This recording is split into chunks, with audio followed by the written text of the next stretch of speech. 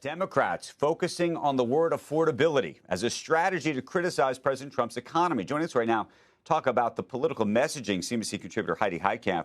She, of course, is a former U.S. Senator, the founder of One Country Project, and Active Strategic Advisors co-chair Mick Mulvaney. He served in several positions in the first Trump administration. We love having you both on, and we love having you both on together. So let's get into it, because Democrats have been using this word, Heidi, affordability. The president's called the word affordability a con job. Greg Ip of the Wall Street Journal actually wrote an interesting column about the idea of affordability and suggested there really is nothing behind it except a feeling. And now we're back into the sort of vibes economy. So what do you think of the reaction by the president, but also how do you actually define it?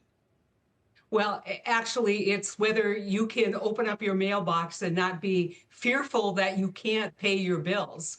It's whether you can actually put shoes on your kids and pay for their hot lunch. Affordability is something everybody understands. And sorry if the Wall Street Journal thinks it's some kind of amorphous idea, but it is the idea that people can no longer buy the things that they need to buy. And a lot of this is getting put on credit cards, and people are feeling less and less economically secure.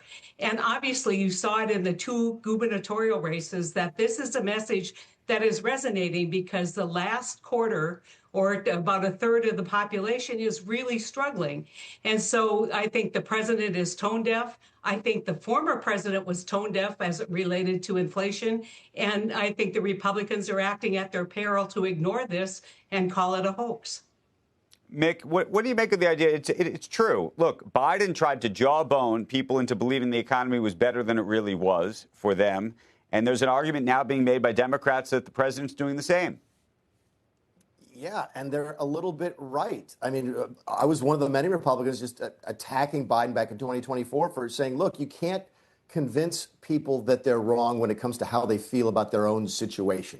You can't go on TV and say, look, I know you feel like the economy is bad, but let me tell you why it's good for you. You could talk why it's good generally, but if somebody really believes there's a problem in their home economy, no amount of political talking is going to change that. So the question is, how do you meet those people where they are, to use an overused phrase in politics these days?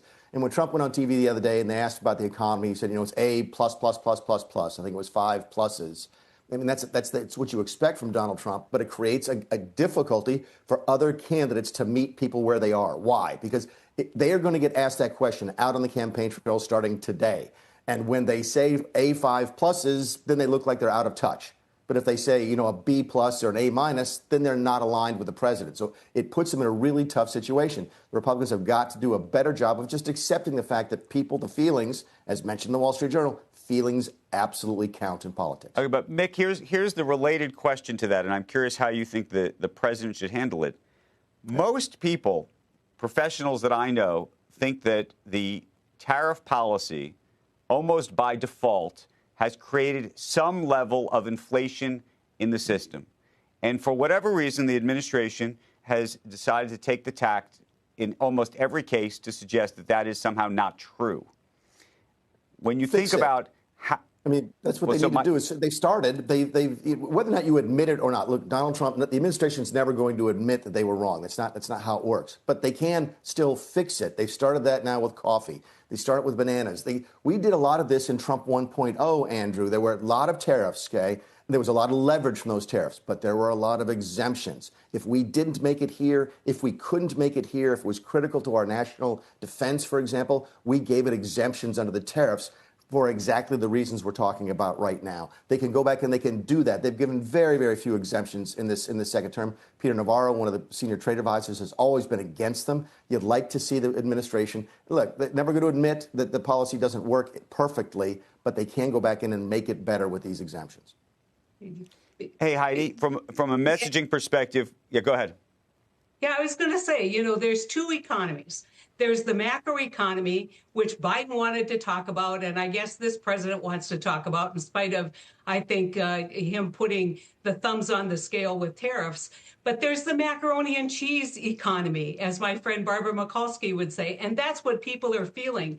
And the Congress had a chance yesterday to say, we feel your pain, we hear what's happening, and they walked away from what's going to be astronomically high healthcare rates, insurance rates. And so it's not just that they aren't talking right, it's that they are not doing anything. And in fact, what they are doing, things like tariffs, is exacerbating the hurt for a lot of lower income Americans.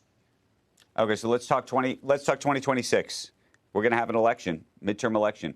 How is this going to play out? And to the extent that the president is going to want to be able to show that there is affordability, what can he do between now and then to get there? And on the flip side, Democrats may not want to go along with whatever he's going to want to do for political reasons. I mean, that's where this gets super complicated. Well, start from the president's side, which is he's got to make sure that there's some really good stuff in the one big beautiful bill that hasn't kicked in yet. He's got to tell his cabinet secretaries this has to be an absolute priority. Get the good stuff from the bill promulgated, get the rules out, get this stuff enacted, get it enabled. Number two, continue the effort on deregulation. There's been a lot of work there, Andrew. It was one of the secret sauces of the first Trump administration. You wouldn't expect a lot of impact from dereg yet because it is slow, but you should start to see the impacts of it in the first half of 2026. The administration has done some good things policy-wise. They just need to implement those things, stop talking about them, and start doing them. I think that helps them dramatically. If they can turn the economy around by midsummer, then that helps them with tailwinds into the 2026 midterms. But Mick, there's the healthcare piece, and as long as they hold up the healthcare piece, and the Democrats are going to say, look, we played the healthcare card, and you may blame us for closing down the government, and maybe they get blamed for it or not. Yeah. But depending on where you think healthcare costs are 6 months from now, they may be able to say, look, we told you so, and then get credit for it that way. Yeah, and that's where they're right. banking on. So it's incumbent on the Republicans to put something else out there, whether or not it's direct payments to people, direct subsidies, vouchers to people, something. This is their chance to look back and say, we told you so. Everybody loves saying that in politics, even though they say they hate to say it. We told you that Obamacare wouldn't work. We told you it would drive the prices up. Look, it's absolutely happening. So let's try something else. But then they have to fill in the blank on something else. And Mick, you're up against incredible levels of favorability for Obamacare. You're up against what people said, look, healthcare had worked for me, and now you're taking away the subsidies. And everything that you said is kind of a trickle down. Deregulation is a trickle down. You've got to do things today that matter. You know, credit card interest rates at 28%, the president promised that he was going to cap them. There's some place where you can start because so many people are putting necessities on credit cards right now. There's a lot that can be done in this economy, whether it is for home insurance, renter's insurance, car insurance. You know, we're seeing record car repossessions. This is not a good economy. And all of the things that you suggested, Mick, they're going to fix that for the average American. And so this is going to continue, and the Democrats are better come up with a plan with actually, it's not enough to talk the talk. You got to come up with some ideas on how you're going to make life easier for people. Andrew, and I think they did that with healthcare.